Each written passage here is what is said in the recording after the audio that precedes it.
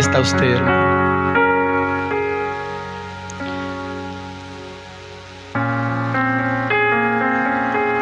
Bien, hermanos, vamos a... Permítame un momento, por favor.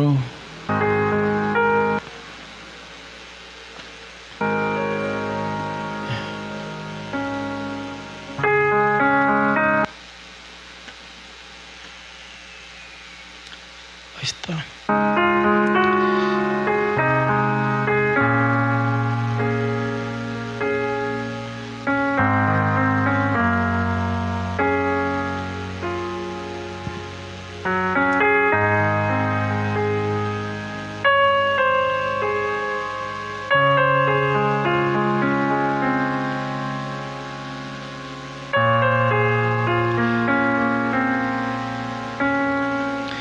Bueno, váyanse ustedes a Génesis, por favor, mientras yo encuentro el mensaje, hermano. Ha sido un día. El tema de esta noche es: mantenga su santidad durante el proceso.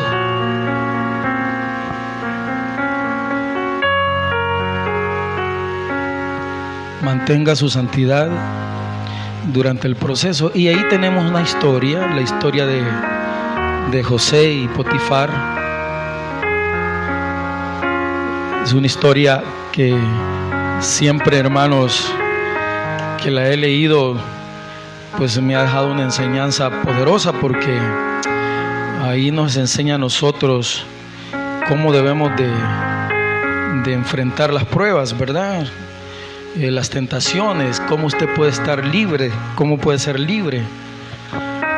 Cómo no afectar el plan de Dios para su vida, porque uno de los detalles que olvidamos muchas veces es que cuando entramos en una prueba es porque Dios quiere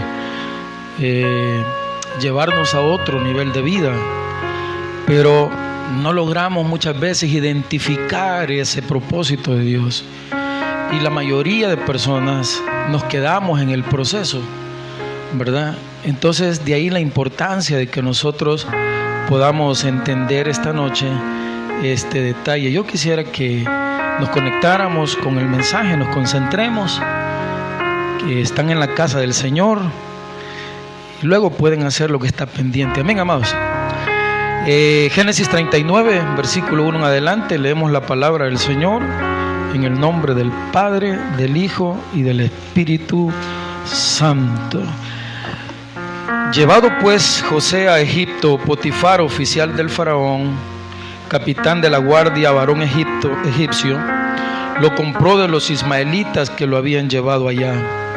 Mas Jehová estaba con José, y fue varón próspero, y estaba en la casa de su amo el egipcio. Y vio su amo que Jehová estaba con él, y que todo lo que él hacía, Jehová lo hacía prosperar en su mano. Así halló José gracia en sus ojos, y le servía, y él le hizo mayordomo de su casa, y entregó en su poder todo lo que tenía. Lean todos el 5. Y aconteció que desde cuando le dio el encargo de su casa y de todo lo que tenía, Jehová bendijo la casa del egipcio a causa de José. Y la bendición de Jehová estaba sobre todo lo que tenía, así en casa como en él. Y dejó todo lo que tenía en manos de José, y con él no se preocupaba de cosa alguna, sino del pan que comía, dice. Y era José de hermoso semblante y bella presencia. Lean el 7 todos. Aconteció después de esto que la mujer de su amo puso sus ojos en José y dijo: duerme conmigo. Y él no quiso. Y dijo la mujer de su amo: he aquí que mi señor no se preocupa conmigo de lo que hay en casa, y ha puesto en mi mano todo lo que tiene. No hay otro mayor que yo en esta casa, y ninguna cosa me ha reservado sino a ti, por cuanto tú eres su mujer. ¿Cómo pues, lean todos, haré yo este grande mal y pecaría contra quién dice? Contra Dios. Espíritu Santo, gracias por esta noche. Bendice nuestros corazones, perdona nuestros errores y enséñanos en esta noche a caminar, Señor, a través de tu palabra y todo lo que tú quieres enseñarnos. En el nombre de Jesús, deme su respaldo, Señor, y bendice esta comunidad, bendice esta colonia, esta nación. Bendice, Señor, a cada uno de los que estamos aquí.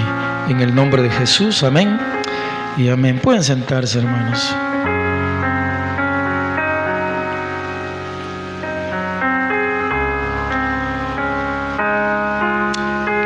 ¿Quién era José? En primer lugar, era el hijo de Jacob, ¿verdad? Y Raquel. La historia de Jacob es interesante porque para poder tener a esta mujer que tanto él amaba y deseaba, pues tuvo que trabajar el doble, ¿verdad? Pues su suegro era un abusivo y él sabía el interés de Jacob y lo hizo trabajar mucho porque en el tiempo que él estuvo en sus inicios veía cómo él era prosperado y entonces no lo iba a soltar, ¿verdad? Y cuando él trabajó los primeros 7 años que él le había exigido para casarse con Raquel, le dijo: sí, está bien, trabaja 7 años conmigo y luego te entrego a una de mis hijas. Trabaja los 7 años y al llegar el día le dice: quiero ahora que casarme con tu hija. Sí, le dijo, te vas a casar con Lea, que era la tradición es que te vas a casar primero con la mayor, le dijo. Pero yo, Raquel, no, le dijo, trabajó otros 7 años y lo hizo trabajar otros 7 años. Entonces tuvo a Lea y tuvo a Raquel al final de ese ejercicio tan duro, pero lo tuvo, lo soltó y él fue padre de 12 hijos que representaron después, ahí dice 13 porque hay una hembrita, que representan después las tribus de Israel, ¿verdad? Entonces resulta que este hombre, Jacob, cuando nació José, pasó de ser un joven favorito, por decirlo de esta manera, y fue traicionado José por sus hermanos. Todos ustedes conocen la historia, pero después de la traición, que ahí es donde ya comenzaba el plan de Dios, usted tiene que aprender algo esta noche. Lo que estemos viviendo, Dios ya sabe su final. Él ya sabe su final y sabe por qué nos da o nos ha dado este problema a nosotros. Pero Él ya sabe su final. Y en el proceso, yo siempre le he dicho a mi esposa, el proceso nunca es fácil. En la mayoría de casos los procesos son muy difíciles. Pero cuando proviene esa prueba de Dios, Él nos da el consuelo que necesitamos, la paz que necesitamos, los recursos que necesitamos para poder caminar por el proceso en paz. Y lo otro que produce la paz en el proceso es mi actitud, como yo estoy enfrentando el proceso. Amén, hermanos. ¿Cuál era el tema? ¿Se acuerdan cuál era el tema? Amén. Mantenga su santidad durante el proceso. ¿Por qué? ¿Por qué les digo eso? Porque cuando estamos en el proceso, nuestra sensibilidad es tan alta que si no tenemos nosotros aquella cercanía poderosa con el Señor, eso nos lleva a pecar. Porque nuestro ser espiritual está tan debilitado que comenzamos nosotros a buscar alternativas y muchas veces esa alternativa nos lleva a pecar. Blasfemamos. Cuando blasfemamos contra el Señor, pecamos. Cuando dudamos del Señor y su capacidad de que nos ayude a salir de las cosas, de los problemas, pecamos. Por eso es que es importante mantener la actitud correcta en el proceso. Así como nos enseñó nuestro Señor Jesucristo en su proceso. Qué ironía. La gente aplaude el proceso de Jesucristo, su camino hacia la crucifixión, pero cuando ellos están en proceso no lo quieren vivir. Cristo lo vivió, nosotros también podemos un día vivir ese proceso, ¿sí o no, hermanos? Entonces fue el caso de José.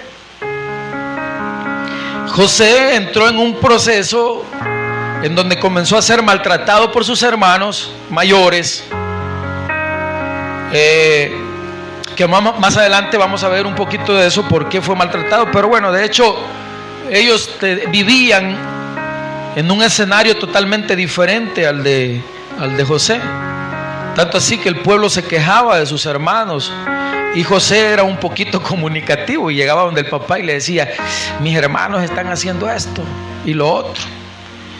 Y entonces Jacob veía que este niño, este joven, era más apartado de las cosas de lo que hacían sus otros hermanos mayores. Entonces ahí vemos nosotros el origen de cómo y por qué el Señor y también Jacob se inclinó en tomar la decisión de agarrar un hijo de Jacob para un propósito que iba a tener más adelante. ¿Cuál era el propósito? De que ese pueblo iba a morir de hambre porque venía una sequía, y él necesitaba agarrar a alguien de su pueblo escogido hebreo para que lo salvara de los próximos años de sequía. Entonces comenzó a ver, ¿verdad? Está Benjamín, está Leví, está no sé quién, está aquí Rubén, está... No, dijo, pero es que estos andan en otras cosas. Aquí solo este muchacho. Y entonces en un camino hacia allá donde estaban sus hermanos, se aprovechan los hermanos, lo agarran, lo meten en un pozo y le dicen al papá que había muerto. Se lo habían comido unos. Y entonces, pero la verdad es que lo habían metido en un pozo, y unos egipcios venían en una caravana y se lo vendieron a ellos. Y así fue como llegó a las manos de Potifar. Por eso, vean ustedes en el versículo 1, dice: llevado pues José a Egipto, Potifar, dice, oficial del faraón, capitán de la guardia, varón egipcio, lo compró de los ismaelitas que lo habían llevado allá. Ya iba el propósito de Dios en camino. Ya iba el propósito de Dios. Ya estaba en las manos de Potifar. ¿Ya? Bien. ¿Estamos entendiendo el origen de ellos? ¿Sí o no? Entonces aquí vemos que era uno de los 12 hijos de Jacob, siendo el primero de Raquel, la esposa favorita de Jacob. Lo que esto hizo fue generar un celo entre los hermanos. Su padre lo amaba de una forma muy especial, y entonces le regala una túnica de colores muy especial que él había hecho. Y eso pues simbolizaba la preferencia sobre los demás hermanos. Esto fue lo que aumentó el resentimiento familiar, ¿verdad? Y eso fue lo que hizo que posteriormente allá pues sucediera lo que ya les dije, ¿verdad? Amaba a Israel, dice aquí en Génesis 37, versículos 3 y 4, a José más que a todos sus hijos, o a Jacob, es el mismo hombre, porque lo había tenido en su vejez. Y dice que le hizo una túnica de diversos colores. Y viendo sus hermanos que su padre lo amaba más que a todos sus hermanos, le aborrecían y no podían hablarle pacíficamente. Desde joven, dice, tenía un don especial. Dios le revelaba el futuro a través de sueños proféticos, como ver a sus hermanos inclinándose ante él. Miren qué tremendo eso, ¿verdad? Y entonces el niño, bueno, dice que lo que intensificó la envidia de sus hermanos, dice, porque José se los reveló a ellos y dijo: veo que ustedes se inclinan delante de mí, dijo. Y eso los enojó, vea. Qué tremendo, hermanos. Claro, un muchacho pues nunca pensó que sus hermanos lo iban a traicionar de esa manera, ¿verdad? Y bueno, consumido ahí por los celos de los hermanos, traman el deshacerse de él y lo vendieron como esclavo a comerciantes ismaelitas. Y ya les dije que Potifar lo compra. Bien, entonces estamos nosotros en ese estado, en ese momento tan difícil, ¿verdad? Pero llega el momento en donde ya José, como esclavo y como de Potifar, estando en el escenario de su casa, ahora este hombre es tentado, pero el Señor, estando con él, José le demuestra al Señor una integridad moral. Digan conmigo, integridad moral. Eso es lo que muchas veces a nosotros los creyentes nos falta, ¿verdad? La integridad moral también es una de las cosas que están ausentes en las iglesias.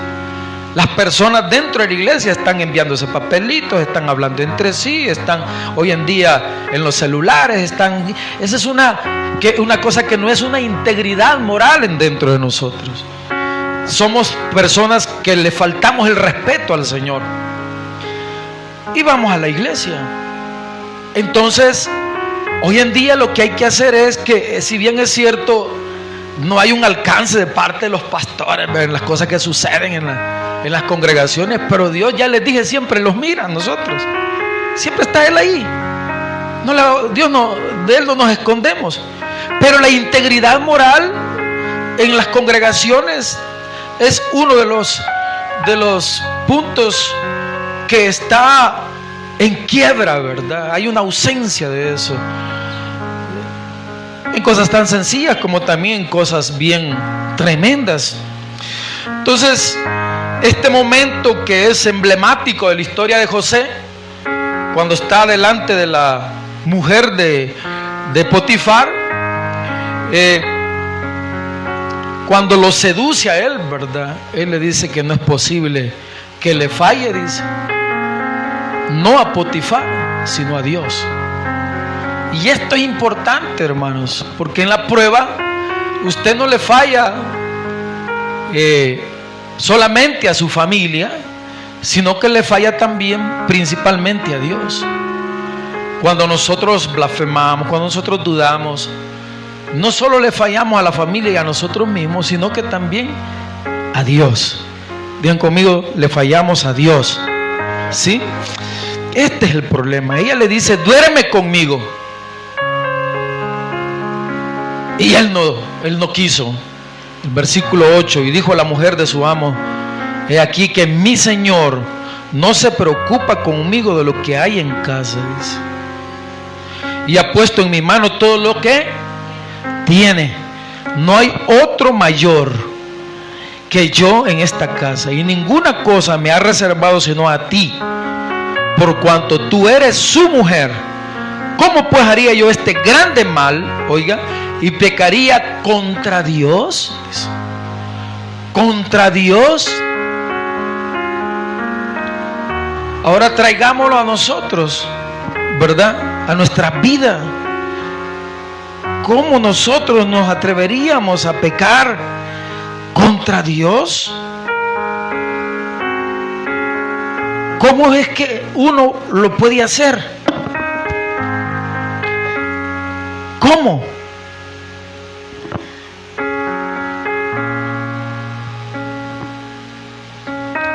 Hay un pensamiento de un filósofo español llamado José y Gasset. Él dice, yo soy yo y mis circunstancias, dice. Él está separando una cosa de la otra. Digan conmigo, yo soy yo y mis circunstancias. El problema de nosotros los creyentes es que inmiscuimos las circunstancias con nuestro yo. Nos abrazamos a las circunstancias y no nos separamos de las circunstancias. Y nosotros debemos de separarnos de ellas, porque usted va a ser afectado si no se separa de las circunstancias. Usted es usted. Y las circunstancias son cosas externas a usted, que si no las aprendemos a manejar de esa forma, como este hombre nos está diciendo en su frase, entonces seremos totalmente contaminados y seremos vencidos por las circunstancias. Hay que separarnos de todas las circunstancias, de todas las cosas externas a nosotros. Y esa es una de las maneras como podemos vencer las pruebas, las situaciones que nos vienen a la vida. José nos estaba enseñando que él era él y las circunstancias ahora estaban tocando su puerta. Y él sabía quién era delante de Dios. Y sabía que las circunstancias eran fuera de él. Si usted y yo aprendemos a vivir en esta vida de esa manera, sea, lo que venga, lo que vivamos, podemos nosotros tener dominio sobre ellas en la medida que nunca pierda usted su identidad de quién es delante del Señor.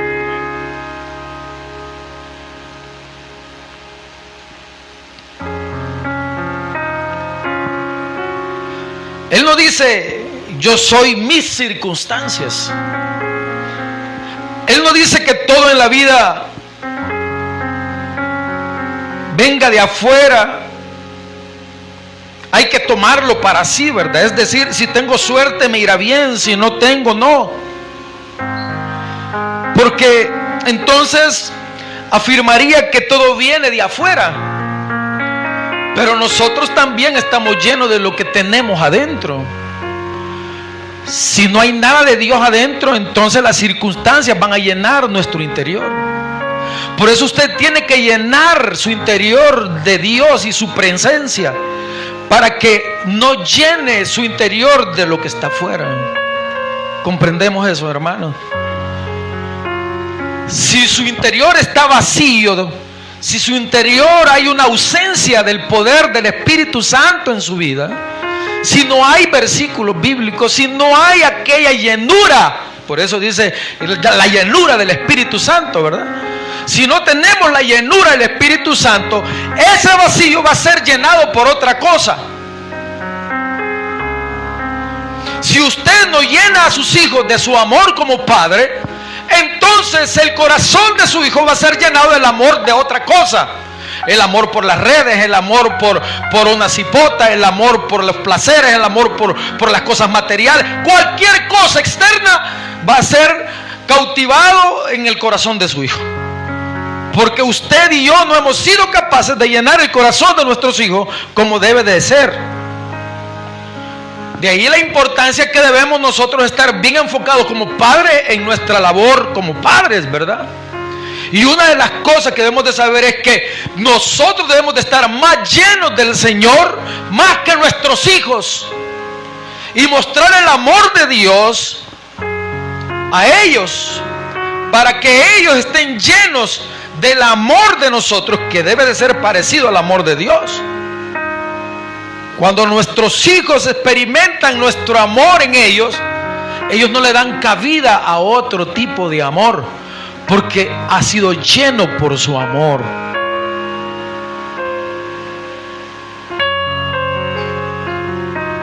¿Será o no?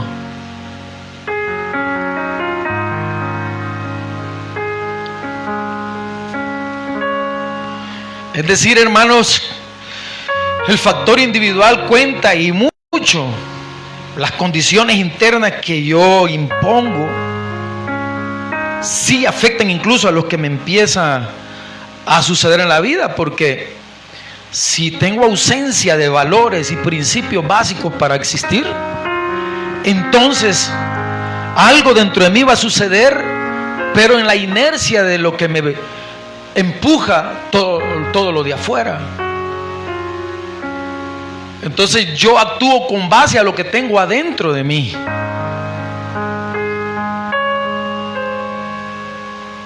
Entonces, ¿qué hay que tener adentro de nosotros?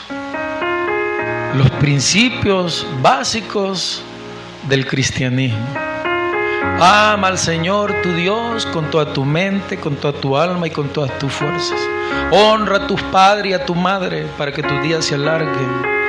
Nunca te olvides que el Señor es tu refugio.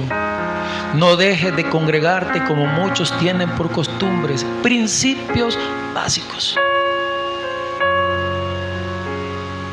Albert Einstein decía: la separación que vemos o experimentamos entre el mundo interior y el mundo exterior, dice, porque lo hemos separado, es una pura alucinación de la conciencia que no es real. Eso lo que nos quiso decir es que cuando cambiamos las condiciones en nuestro interior, hermanos, curiosamente las circunstancias también comienzan a cambiar. Entonces, ¿qué es lo que hay que hacer? Trabajar en nuestro interior, ¿sí o no? ¿Sí o no, hermanos? Trabajar ahí, hermanos, con pasión, con enfoque, con integridad, con sacrificio, porque todo lo bueno requiere un sacrificio, hermano. Pero nunca nosotros venir a la iglesia con desdén, porque no sirve, no funciona, no les va a funcionar, ya les dije. Tienen que venir apasionados, hermano. Entonces lo que vivía afuera no le va a mover su circunstancia a usted. Y usted nunca se va a querer ir de la fe, y usted nunca le va a querer fallar al Señor, porque usted ha trabajado arduamente, con pasión, con sacrificio, con lealtad, con integridad en las cosas del Señor. Hay estudios de neurociencia que han demostrado que las personas que aprenden a soltar el control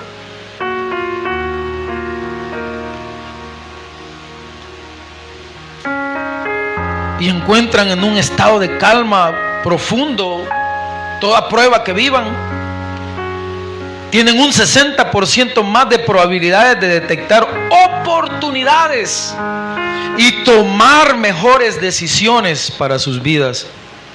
Porque dice la neurociencia que un cerebro relajado no está ocupado en sobrevivir en las pruebas que vive uno, ¿verdad? Porque cuando uno no está relajado, sino que en ansiedad y ha perdido el control sobre uno, todo su neurología, no sé cómo le llama, todos sus nervios, todo su cuerpo entra en un estado de defensiva, de querer sobrevivir, ¿verdad? Por la prueba, porque la prueba es muy difícil, porque las situaciones usted no le encuentra respuesta. Entonces usted entra en un estado de cómo ver, de salir de esa situación, en un estado de sobrevivencia. Y eso lo que hace es que, como no tenemos un cerebro en paz, no nos ayuda a encontrar las salidas, las respuestas. Y es en donde nosotros caemos en diversidad de problemas, más de las que tenemos, y tapamos un hoyo pero abrimos otro más grande, y estamos en ese camino. Entonces, ¿qué hay que hacer? Bueno, la neurociencia dice que cuando usted esté en prueba, no entre en ansiedad, sino que busque el estado de calma. Ojo, ojo, diga al que está a su lado: ojo, que aquí viene el mensaje. Dígaselo pues. Que despierte, que despierte. Sí, hermano, mira, cuando nosotros tenemos la prueba, lo primero que queremos es salir del problema, ¿sí o no? Y comenzamos a entrar en una angustia y nos tocamos la bolsa y entramos en ansiedad y vemos que no tenemos cómo salir, y eso nos angustia más. Entonces, esto es un estudio científico que nos dice, si tú lo haces, que tiene también que ver con la ciencia de la cuántica, tiene que ver con una cantidad de sistemas que están conectados en nuestro interior, que desconocemos, y que porque desconocemos fallamos. Pero la neurociencia dice: cálmate, medita.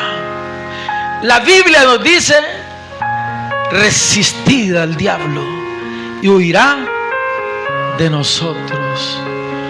La Escritura nos dice: vengan a mí los que están cansados y cargados, que yo los haré descansar. La Escritura nos dice: yo soy el camino. La Escritura nos dice: yo soy tu refugio. La Escritura nos dice: no temas, yo estoy contigo.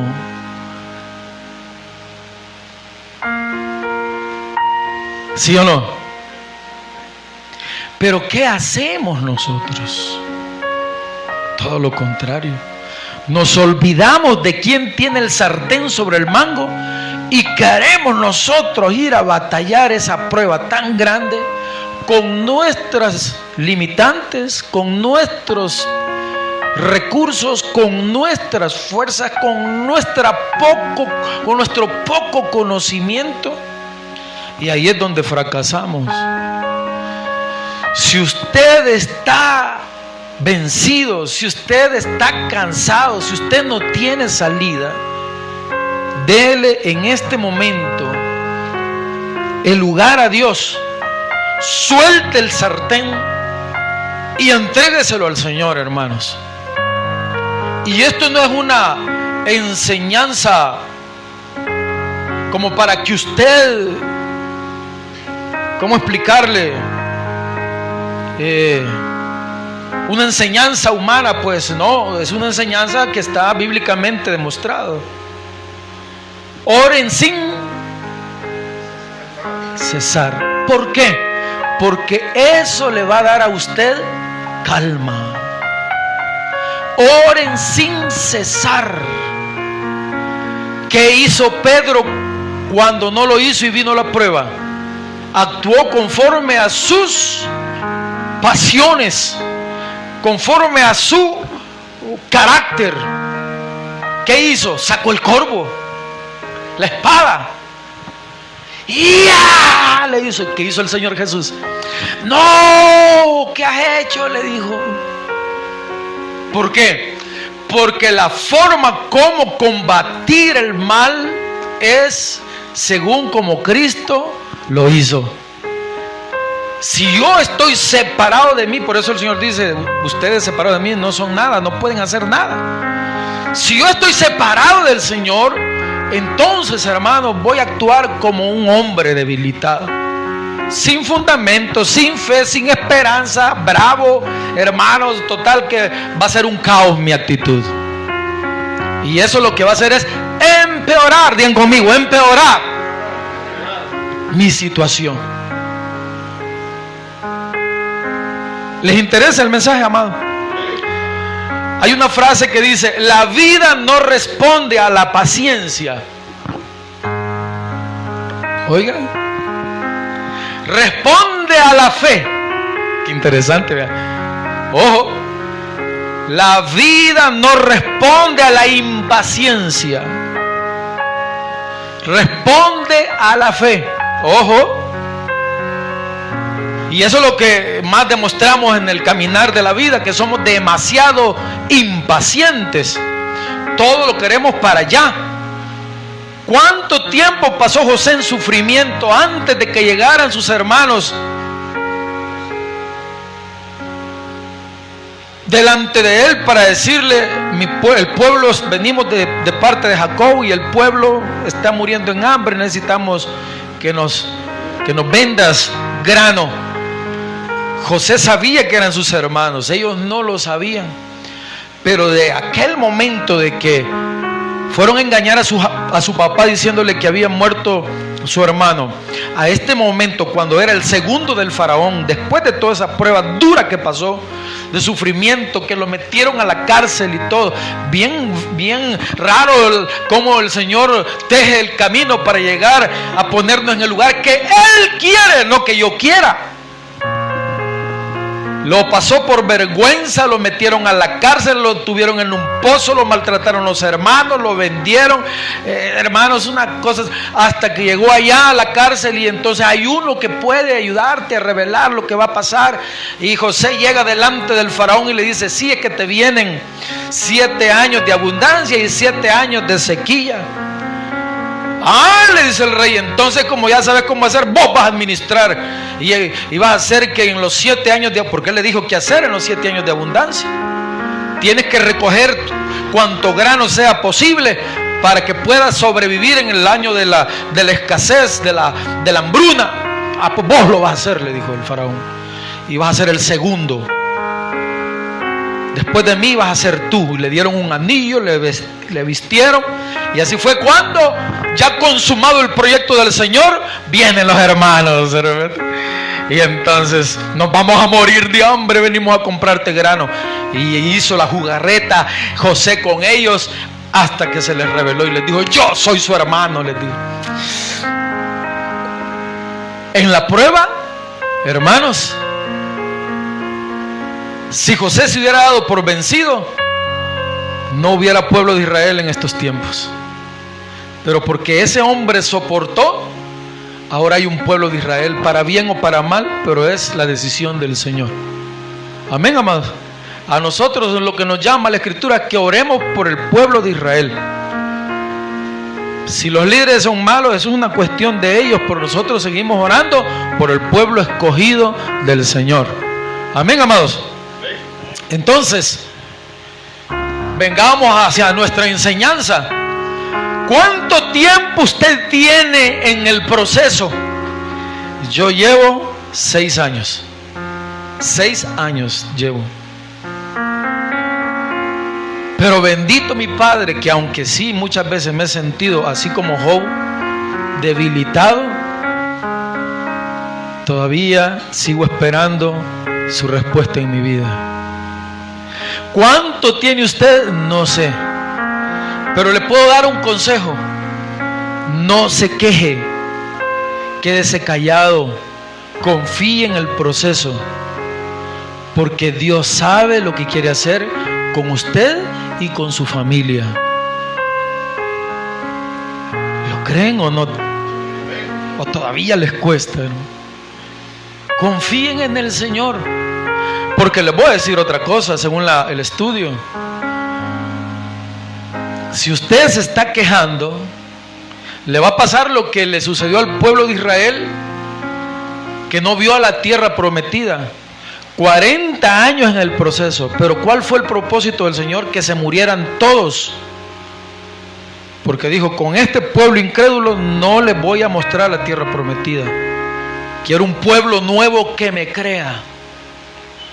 Y ahí anduvieron 40 años en el desierto, dando vueltas, y dando vueltas, y dando vueltas, y dando vueltas. Y cada año morían y morían de los ancianos y los que iban para 40 años.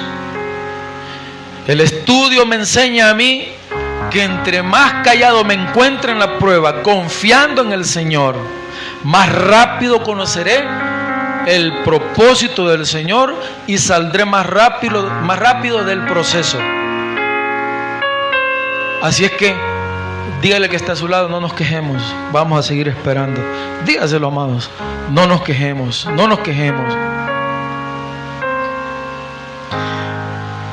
La importancia de la pureza moral y la obediencia a Dios, amados, incluso frente a toda tentación, por muy intensa que sea, hay que seguir confiando en el Señor. ¿Ya?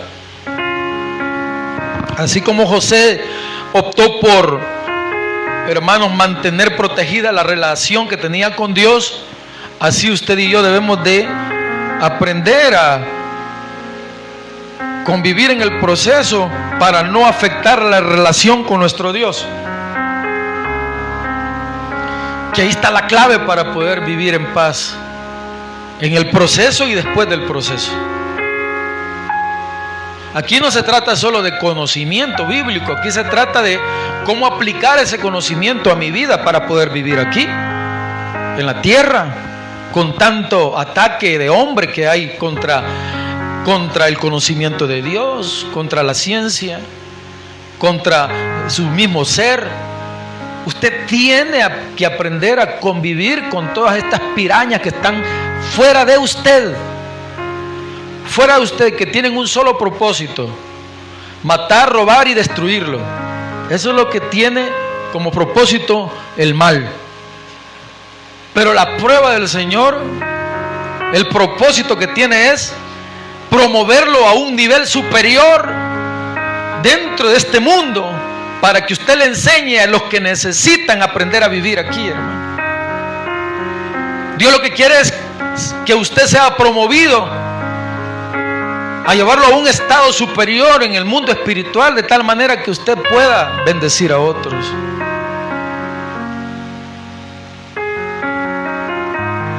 Entonces, una de las claves para poder salir de un problema es el siguiente: necesitamos estar rodeados de un grupo de personas que nos inspiren, que crean en nosotros, que nos valoren, que nos apoyen y que nos acompañen y que nos desafíen.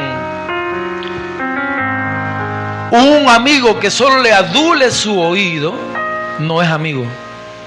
Usted necesita un amigo que le diga sus debilidades, sus verdades, que le digan lo que está fallando, porque esa es una forma que le demuestra el interés en usted. Pero tener amigos que solo son buenos para tomarse la Coca-Cola, tener amigos que solo son buenos para chistar, para que le oigan sus solo chabacanadas, no, hermanos, no son amigos, hermanos, son estorbo, hermano. Esa es gente que usted no debe de tener cerca de usted, hermano. Tiene que seleccionar sus amistades, hermano. Gente que le sume, gente que le ayude a crecer en esta vida, que le ayude a salir adelante. Yo pasé un año muy difícil en mi vida, hermano, y estoy aquí parado, ojo con esto, en primer lugar por la misericordia de Dios, y en segundo lugar porque hubo un hombre que me dijo: Oscar, aunque todos estos no crean en ti, yo creo en vos, me dijo. Es él, el hermano Paquito. Y por uno que cree en vos tenés, me dijo, que seguir adelante. Por uno, me dijo, que cree en vos tenés que seguir adelante. Porque estaba yo muy golpeado por líderes espirituales en mi vida. Gente que yo creía que eran personas de bien, pero realmente ellos tenían su propósito en sus ministerios de cada quien, ¿verdad? Pero afectaron mi fe en aquel momento. Entonces dije: yo no quiero nada con el cristianismo, con la iglesia, no quiero nada. Pues fui muy afectado.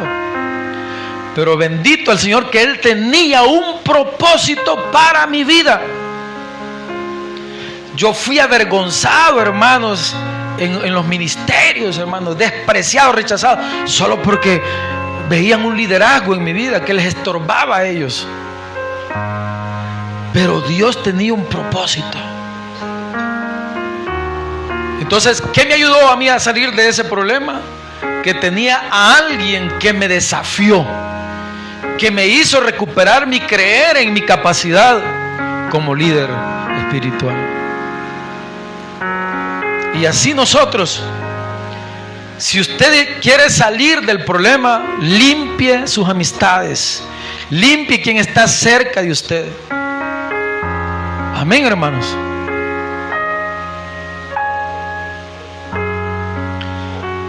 Entonces, acérquese a gente que lo desafíe. Número 2, no se vea como una víctima, ya sea por las limitantes que tiene o por la cultura en que vive, ¿verdad? Uno de los problemas de nosotros los salvadoreños es ese, que nuestros gobernantes, a todas las generaciones que han tenido en sus manos, desde que yo nací, que era el general, ¿cómo se llama? El del PCN, Molina, desde entonces tengo memoria de existir en este país. Ninguno de ellos hasta este día le ha interesado desarrollar en la juventud salvadoreña hombres pensantes. No lo han hecho. Somos una cultura que no le interesa la lectura bíblica. Y nuestros profesores fueron capacitados no para enseñarnos, sino para cuidarnos y darnos lo que el Estado pues quería que aprendiéramos. Pero han habido otras personas que han tenido un despertar en la vida y que gracias a ellos es que Han salido que han sido ingenieros de bien, arquitectos, médicos, etcétera, etcétera, etcétera. Pero en sí la cultura salvadoreña siempre ha estado atada a vivir en pobreza. Y hoy más que nunca, ¿verdad? Prueba de ello es que la gobernación no le interesa o no canaliza lo que va a entrar aquí a conciertos, por ejemplo, ¿verdad? Entonces los hipotes aquí reciben a música incorrecta, conciertos se llenan, todo ya, ¿para qué mencionar a este tipo de gente que viene y llena los estadios aquí, ¿verdad? ¿Y quiénes están ahí? Los jóvenes de nosotros, los salvadoreños, ¿verdad? Van a los cines, ¿y qué miran en los cines? Solo cosas que no sirven, que no nos abonan. Solo la clave es gastarse el dinero ahí y hacer rico a la cadena de cines, ¿verdad? Pero no hay un interés sobre nosotros. Tenemos que autointeresarnos y valorar los lugares donde nos enseñan algo. Amén, amados. Entonces, esta enseñanza como cultura salvadoreña que tenemos, lo que ha hecho es a nosotros hacernos víctimas. Somos piriches. Afuera nuestros gobiernos van y dicen que allá estamos sufriendo, dennos. Y por eso estamos endeudados. Actualmente, investiguen el dato, pero hoy más que nunca estamos muy endeudados. 3 veces más que hace 30 años. Pero nosotros seguimos confiando más en lo que tenemos para consumir y no en buscar verdaderamente ser hijos del Señor. Pero me estoy yendo por otro lado. Lo importante aquí es cómo me relaciono con las circunstancias que están tocando mi puerta. Eso es lo importante. ¿Tiene usted una prueba? Entonces usted ha venido al lugar correcto, porque aquí lo que le vamos a decir es cómo pelear esa batalla. Y entonces, si usted se adhiere bien a la letra de la enseñanza, usted va a salir adelante. No por lo que el pastor diga, es por lo que la palabra dice. Apéguese a la enseñanza, a la escritura, y va a salir adelante. Por lo menos le garantizo paz en el proceso. Por lo menos usted va a tener paz. Entonces usted ya no va a seguir las circunstancias, ni va a abrazar las circunstancias, sino que ahora usted se va a correr de las circunstancias con la actitud correcta. Dicen gloria a Dios, hermano. Entonces, a mí lo que me ha ayudado a salir adelante de los problemas es entender, hermanos, que aunque yo no lo comprenda, lo que me está sucediendo hoy es porque hay un sentido en todo eso que me está ocurriendo. Hay un propósito, pues, y yo tengo que ir tras ese propósito, o tratar de averiguar cuál es el propósito. O si no quiero, porque me va a cansar en mi mente eso, entonces esperar pacientemente en el Señor. Entonces esto hace que me relacione con esa situación, no desde el rechazo, porque aquí hay un problema, no desde la ira, porque cuando tenemos ese problema que no lo resolvemos, nos da un enojo, una ira, ¿ya? No desde el miedo también, porque también eso nos da cuando vivimos en momentos que no podemos resolver, nos da temor de no resolver. Tampoco desde la culpa, ¿verdad? Porque es por mi culpa está así este problema, por mi culpa sucede esto, por mi culpa. No lo va a ver usted de esa óptica. No olvide que si usted mira esto desde la ira, ese es un sentimiento que es muy devastador, ¿verdad? Lo va a devastar a usted, se enoja porque no sale del problema. Eso, hermanos, va a hacer que usted tire las cosas, se pelee con su esposa, con su esposo, con sus hijos, con sus amigos. Se va a convertir en una persona insoportable. La ira a ese punto nos lleva. Por eso el Señor dice, resistan. Y dice, airaos, pero no pequéis. ¿Ya ven? Todo está en la Biblia. Todo está en la Biblia. Debe usted de vivirlo desde el interés y la curiosidad, ¿verdad, hermanos? A ver qué se va a abrir ahorita en este problema. A ver qué es lo que va a pasar, ¿verdad? Por algo Dios está haciendo esto. En los momentos difíciles, hermanos, no nos preguntemos por qué nos está pasando esto a nosotros. ¿Por qué? ¿Por qué yo? Dice uno. Yo no sé si solo yo lo he hecho, pero quizás alguno de ustedes también se ha preguntado: ¿y por qué a mí? ¿Por qué a mi familia? A veces somos muy injustos en pensar de esa manera, ¿verdad? Porque como que decimos mejor a aquellos y no a mí, ¿verdad? Y eso no está bien. Cada uno de nosotros va a vivir acorde al propósito que Dios quiera en nosotros. En lugar de preguntarnos ¿para qué yo estoy viviendo esto? ¿Verdad? Que esto que me está sucediendo, ¿para qué lo estoy experimentando? Con esto, hermanos, no es que el dolor va a desaparecer. Lo que pasa es que cuando el dolor tiene un sentido, es mucho más llevadero, que eso es lo que trato de mostrarles o enseñarles a ustedes. Porque tiene una razón de ser, pues. Quiero darles el ejemplo, por ejemplo, de mi hijo, ¿verdad? Cuando le detectaron supuestamente ese tumor en el cerebro. Les pregunto, ¿qué harían ustedes como padres o los que están como hijos aquí? Que de pronto diga el doctor: oh, tienes un síntoma de un tumor cerebral. ¿Qué harían? Angelito, ¿qué pensarás? ¿Qué harías tú? Deja que te conmoviera eso. ¿Sí o no? No decimos nada. ¿Qué harías tú, David, al tener una noticia de esas así? Nada, ¿verdad? Uno se queda. Mi hijo me dijo: papá, me dijo, yo siento esto y lo otro. Y uno como padre, yo dije: lo voy a llevar al doctor. Y entonces el doctor me dice: parece un tumor en el cerebro, dijo. A mí se me movió toda la vida, hermanos. Se me movió todo, hermano. Acababa yo de entrar a un trabajo en una empresa.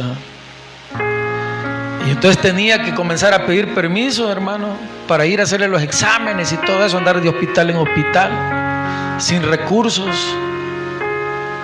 Y entonces llego y donde el gerente financiero y le dije: fíjese que ya no voy a trabajar. Tenía 2 días de estar trabajando ahí. ¿Y por qué? Me dijo.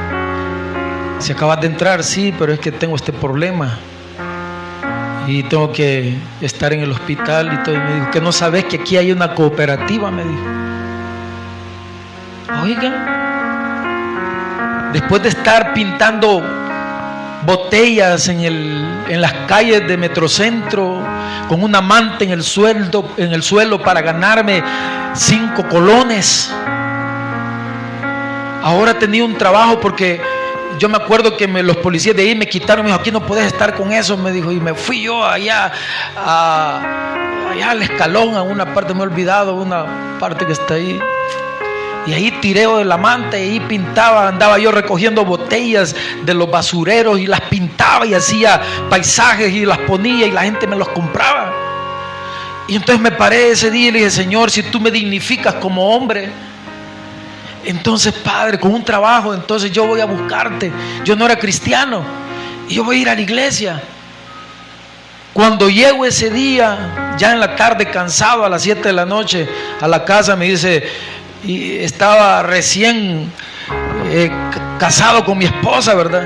Y me dice mi esposa: te vino a buscar, me dijo, un amigo tuyo que dice que mañana te esperan ahí a las 7 en punto en Superrepuestos. Y entonces yo llegué ahí y me dijeron: andate para Constitución. Y ahí fue que me dieron el trabajo. Y a los 2 días ya estaba yo con ese problema. El Señor me había dado respuesta, hermano. Ya tenía el empleo, pero ahora resulta que tenía la prueba. Y entonces renuncio. Me dice el dueño ahí, el financiero, me dice: ¿qué no sabes que hay una cooperativa? aquí para ti. No sé, le dije, pues anda a la cooperativa, toma los días de permiso que querrás y la cooperativa te va a cubrir los gastos. Oigan, el Señor me llevó a un proceso, pero con Él a mi lado, mostrándome recursos, ayudándome en el camino, hermanos.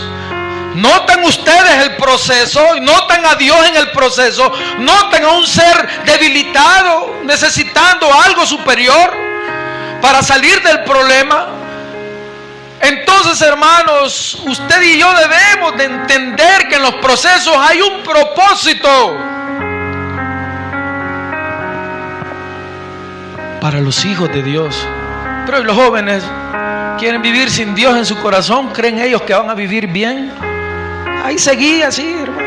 Ya te vas a dar cuenta más adelante lo que duele, el garrotazo de la vida, ¿verdad? Mucho cuidado. Entonces, ¿cuál fue el propósito de esa prueba para mi vida?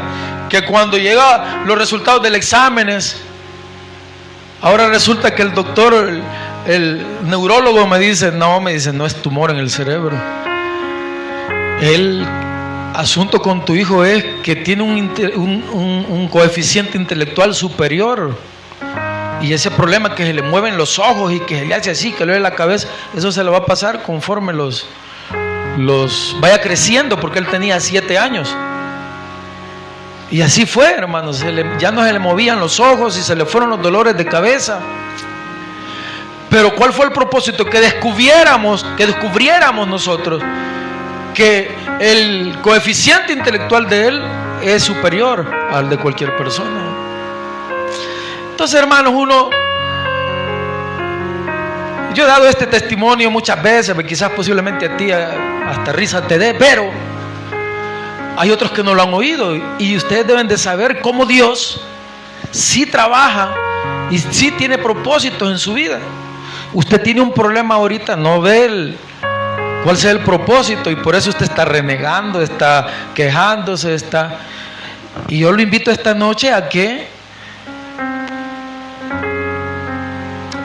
se quede quieto, ore, mantenga paz, se concentre, y Dios le va a dar la respuesta a su vida en cualquier instante.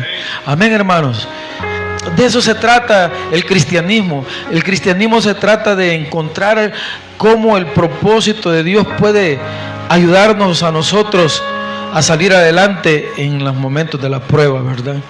Santiago capítulo 1, por favor, corran. Santiago capítulo 1.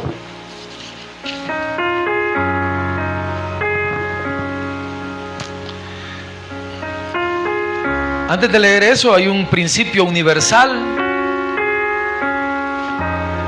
que dice así, miren: nada que sea para ti se te escapará, y nada que no sea para ti podrá quedarse. Es un principio universal. Dice: nada que sea para ti se te escapará. Todo lo que está de la vida para usted lo va a recibir. Más si usted entra en la voluntad de Dios, porque entonces el ladrón va a venir y le va a quitar lo que le pertenece a usted. Pero si usted está escondido en las manos de Dios, todo lo que es suyo, nadie se lo va a quitar. Y sin necesidad de andar queriendo esforzarse por agarrar algo, usted lo va a obtener, porque la energía con Dios es positiva y porque su espíritu con Dios está conectado. Entonces usted va a atraer lo que le pertenece a usted. Y dice: y nada que no sea para ti podrá quedarse. Nada. Entonces lo que no es suyo, no es suyo. Bien conmigo, lo que no es mío, no es mío. Así es que cuando venga un pastor o un predicador y le diga: vienen días malos para tu vida, no se lo crea, no se lo crea. Porque si usted está escondido en las manos del Señor, el que tiene la última palabra y el que tiene la llave de todo lo que es suyo es solamente Cristo. No ande recibiendo maldiciones, hermano. No, Dios está aquí para bendecirlo a usted. Dice Santiago 1:12: Bienaventurado el varón que soporta la tentación, porque cuando haya resistido la prueba, recibirá la corona de vida, dice, que Dios ha prometido a los que le aman. Ahí está, ¿se dan cuenta? Recibirá la corona de vida que Dios ha prometido a los que le aman, dice. Está hablando de en presente, hay un verbo en presente. Y la corona de vida es que nosotros, todo lo que nos pertenece a nosotros, no se nos va a escapar. Aquí lo vamos a obtener en vida. Mucha gente dice, ay, yo quisiera morirme ya para que se acaben ya esta prueba y ya tener paz. No, hermano, aquí podemos vivir en paz. Aquí. La palabra del Señor lo dice aquí, ¿verdad? Dice, bienaventurado el varón que soporta la tentación, porque cuando haya resistido la prueba, recibirá la corona de vida. Aquí vamos a recibir la bendición que Dios ha prometido a los que le aman. Versículo 13, léanlo todos. Cuando alguno es tentado, no diga que es tentado de parte de ¿quién? De Dios.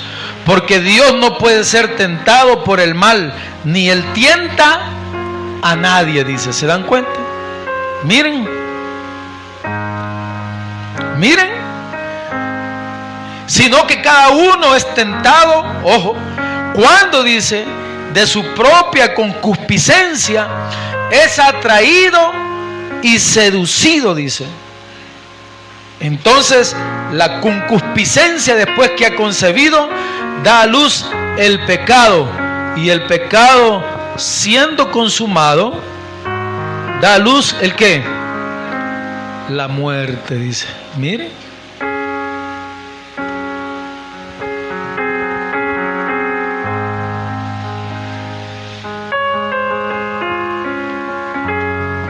Da a luz la muerte.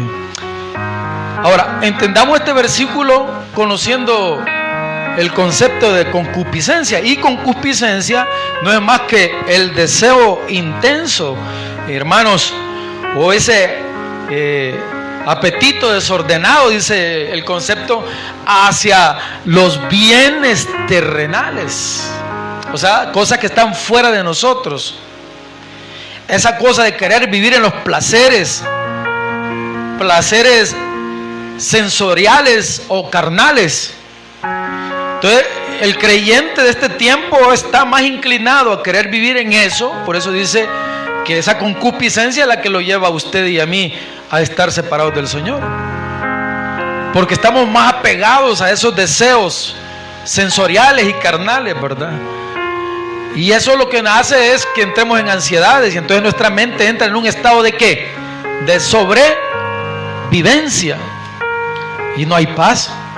Entonces uno dice, hay que ver, hay que apagar la luz, hay que ir allá, hay que pagar la casa, hay que comprar la medicina. Andamos nosotros solo en estado de supervivencia, un estado de querer sobrevivir. Es que si no la compro, hermano, me va a dar un gran dolor de cabeza todo el día, hermano. Andamos tan desesperados, no hay paz. Estamos presos en nuestra concupiscencia. Entonces hay que salir corriendo de eso. ¿Lo creen o no lo creen? ¿Ah? Entonces dice aquí el versículo 16: amados hermanos míos, no erréis. Con esto termino. Toda buena dádiva y todo don perfecto desciende de lo alto, del Padre de las luces, en el cual no hay mudanza ni sombra de variación. Él de su voluntad, dice, nos hizo nacer por la palabra de verdad. Ojo, por la palabra de verdad, para que seamos primicia de sus criaturas, dice. ¿Se dan cuenta?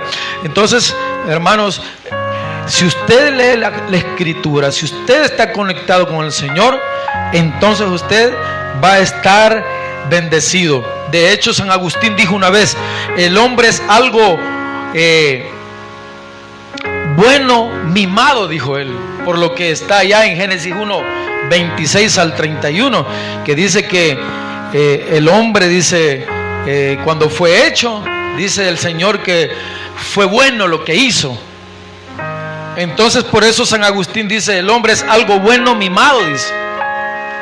Con eso lo que él quiso decir es que la creación del hombre por parte de Dios fue muy buena, ¿verdad? Como lo dice Génesis 1:31. Pero fue estropeado horriblemente después de que el hombre cae en el pecado, escrito en Génesis 3.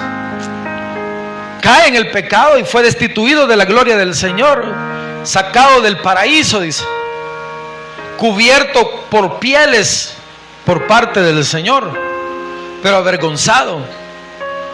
Entonces, en la medida que nosotros estemos bajo la voluntad de Dios, tendremos paz, como cuando fue en el inicio con el Señor. Y ojo, con esto voy terminando, ojo con esto. Entonces Dios lo que quiere es que todos nosotros seamos restaurados por medio de Jesucristo al estado primero. ¿Y cuál es el estado primero? En Cristo, en Dios. Estando con Él teníamos serenidad, teníamos paz, teníamos comida. No había hamburguesa, había manzana, había, ¿cómo se llama?, fruta. Había alimento, había carne para nosotros, había agua pura para nosotros. ¿Dada por quién? ¿Por quién? Por Dios. Y vio Él que era bueno. Pero durante las generaciones han pasado, la humanidad ha ido en descomposición. En lugar de comer fruta, verdura, comemos palomitas de maíz, comemos refrescos con colorantes artificiales cancerígenos, comemos hamburguesas que no sabemos si esa carne es de animal. Estamos amolados, hermano. Volvamos a Cristo. John Blanchard dijo: nacemos en pecado y pasamos nuestras vidas lidiando con las consecuencias. Y eso es cierto. Así que el Señor dice: quiero traerlos al lugar cuando los hice y había una comunión con ustedes. En conclusión, hermanos, soltemos el sartén, pues no somos capaces de mantenerlo, y dejemos que Dios nos conforte, que Dios nos consuele y nos lleve al camino de la respuesta lo más pronto posible, hermanos. Amén. A través de una fe verdadera en Cristo, en Él, esperando la salida, hermanos, a través de nuestro silencio y soportando el camino incómodo hacia un final feliz, que es la meta a la que todos queremos llegar, ¿verdad? Que un día salgamos de esa crisis que tenemos, esa prueba tan dura que tenemos, pero que sepamos que es Dios el que nos ha ayudado.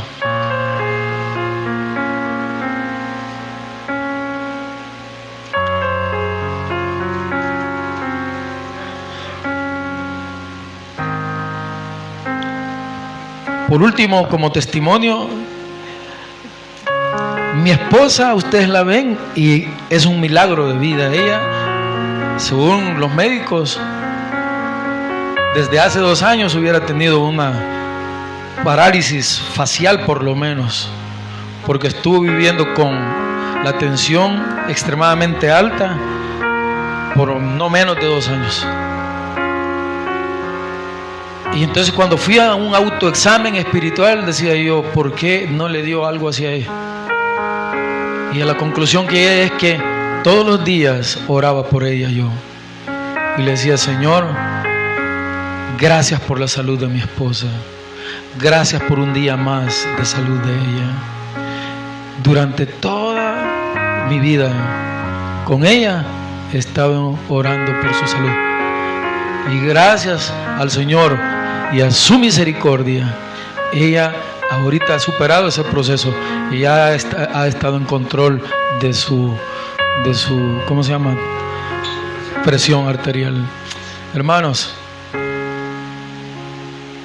solo confíe en Dios en silencio y créale al Señor en el proceso, que Dios le va a dar la respuesta en cualquier momento.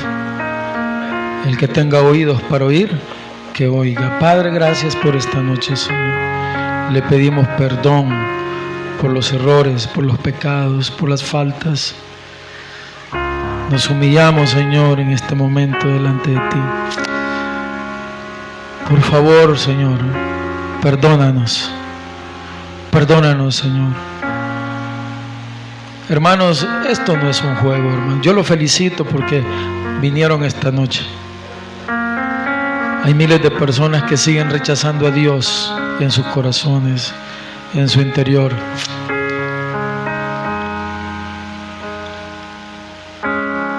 Todos vamos a vivir procesos, pero no es lo mismo si tú estás con Dios en tu vida.